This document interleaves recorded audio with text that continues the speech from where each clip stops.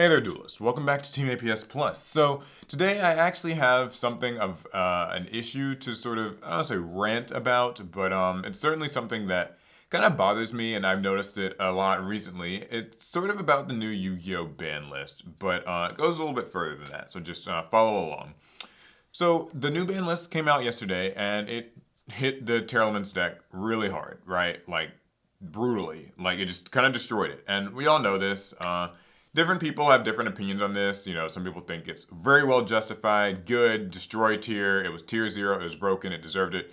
Other people are like, man, this sucks. It was the skillful deck of the format. This, like I was enjoying tier. Why'd they have to do this? It was way too soon. They screwed over the people who spent lots of money and all that stuff. Some people are kind of in the middle, or maybe don't care. But the sentiment that I've seen, both in some comments from my video yesterday, but also just really across the internet, is this kind of joke about like Yu-Gi-Oh players being, like deserving to get screwed. Specifically, like if a tier player spent a lot of money on the deck, and the deck got hit only about like 3 months in, that really sucks for that player. But for a lot of people, at least that I've sort of seen online, it's like good and well deserved, right? It's sort of like, well, you get what you pay for, or you should have expected it. It was a tier 0 deck, so it deserved to get hit, and like, haha, good for you. So I want to break this down a little bit because I'm afraid I'm going to get like maybe misunderstood a bit in this video. So I'll try to be clear. I did not like Terrellmans, right? I'm not really a fan of how the Ishizu tier deck, specifically that part, but how the Ishizu tier deck worked. I think that it made the game state really pretty hideous, very difficult to follow, and just not very good. And so for that reason, I was in favor of it getting hit. The interesting thing though is that my reasons for disliking it were largely sort of limited to that. I didn't have much of an opinion on the actual Terrellmans deck. I know it was like a good deck before the Shizu cards came out, but I heard it wasn't like the most broken deck of the game ever, just strong tier 1 thing. And when I made my video yesterday, I know like some people were maybe a little bit confused about whether or not I thought like, because I expressed in the Banlist video that it sucks that they had to hit it this hard, right? Because I don't really like seeing decks ever just get massacred. And so, because here's the ramifications of that, right?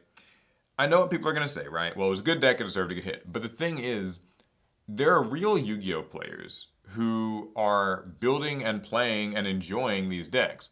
All they're doing is playing Yu-Gi-Oh! They're buying new cards like what Konami wants them to do, and they are building the decks. If it's the strong deck and they're a tournament player and they use it, then, like they're doing the intended thing with the thing. And I guess I don't ever really like the idea of somebody getting like screwed over heavily for that. That's kind of what I mean when I say that I think it would have been nice if maybe they had just limited all the Ishizu cards and hit like Kit Kalos, let's say. If they'd hit like just that and then maybe left the rest of it alone, I know people are gonna like, well, that's sort of what they did in the OCG, and the tier deck is still really good there. Yeah, but I mean, to me, the idea of a ban list is to kind of tame these decks maybe and like allow players to experiment and adapt, and you just sort of tweak power levels so that more decks can be viable. Because I think that if that was the case, then more decks would have been playable and they could compete with tier elements. I think what's going to end up happening now is probably just that tier elements aren't going to really be a deck. I'm sure that people will, kind of do some stuff with them in the first couple weeks and sort of see where it goes. But by and large, it's probably just going to fade into obscurity. And then at that point, it's kind of like, well, Konami just, the deck, I guess, just got to exist for 3 months and then completely disappear. And I don't know, I don't like the feeling of that. I don't like thinking that there are players who just maybe like this and they just completely lost their deck. And I think that to some degree, everybody can sort of relate to that. Because I know a lot of us have had ban list experiences where you're playing a certain deck and maybe a part of it gets hit by the ban list and you kind of feel screwed, right? You feel like your favorite deck just got hit and like kind of ripped out from underneath you. There have also been plenty of instances, I'm sure, where, you've invested in a deck and then the ban list kind of like came out from nowhere and just, there it goes. And so that's brings me kind of my next point, which is that I think more of the blame here should be put on Konami.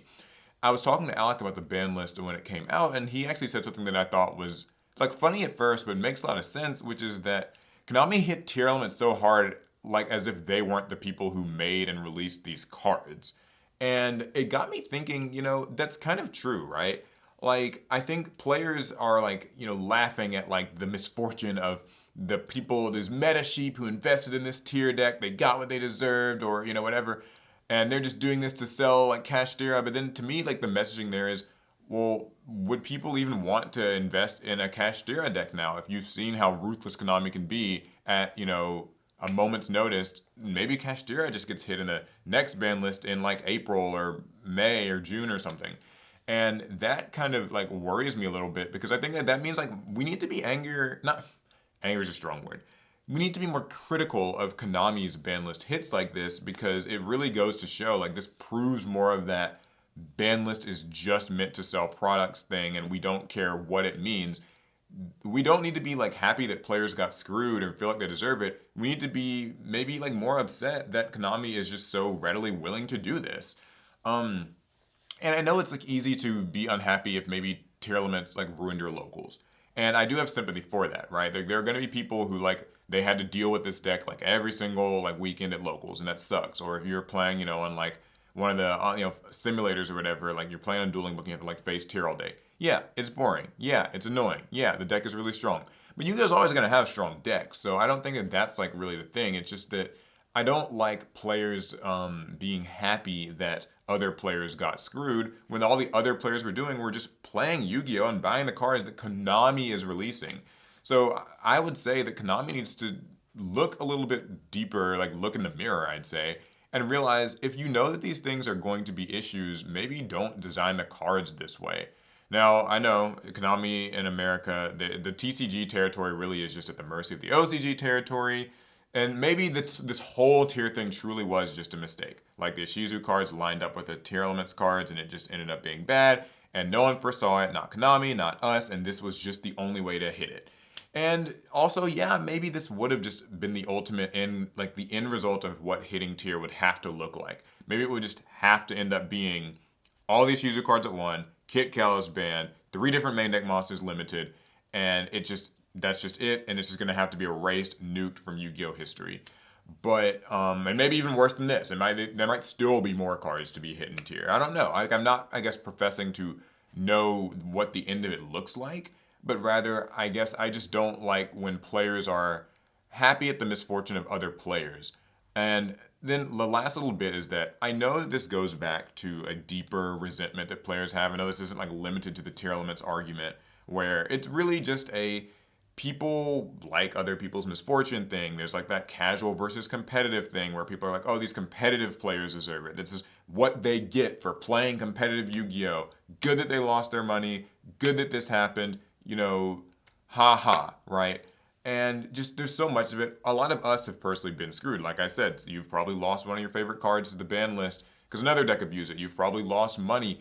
You just whatever. But I still say that it's not really good to spread the hate towards other players when you really should perhaps be, I guess, just more critical of the company itself. Because every player is just going to like draw the line in front of themselves, right? The line in the sand is just going to stop at, well, my deck should never get hit. My deck should be good. But in the moment your deck gets hit, you'll be the one upset, even if you were just the person who was like, cheering on the demise and downfall of the tier players.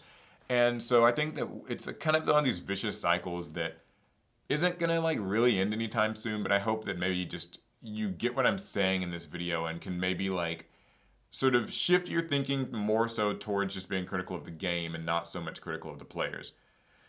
Hopefully that came out okay. I don't know. I know that this is like a tricky subject, and I want to, I guess my last little disclaimer here. I understand that it's multifaceted.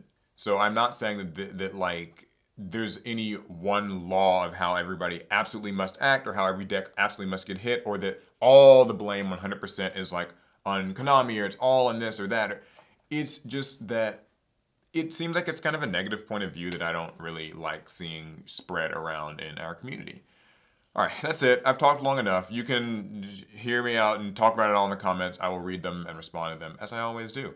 Okay, that's it. subscribe for more videos, of course, and share your thoughts on the matter. I'll see you guys in the next one. Remember, be nice to your fellow Yu-Gi-Oh player. We're all kind of struggling out here. Fast turn.